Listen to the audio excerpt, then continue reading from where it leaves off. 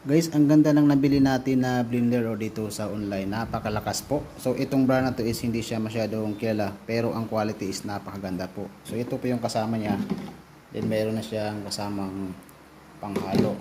Pang ganyan. Sinubukan na natin to. Hindi lang natin nakakuha ng video. Pero ngayon guys, ito. Susubukan natin. Meron siyang low speed at meron siyang high speed. So, ikutin mo lang ng ganyan yan. Dalawa yung switch button niya. Tingnan niyo guys, oh.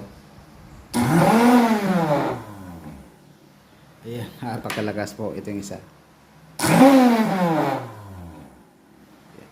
Napakalakas po. Kung gusto niyo mag-order nito, nakatag po ito dyan sa screen ng video na ito. Paki-click nyo na lang kung gusto niyo tingnan ang details at kung gusto niyo mag-order. So, ayan po. Ayan yung blade. Nagamit na natin to, hindi lang natin nakuha ng video, pero ayan makikita nyo naman. Napakalakas po.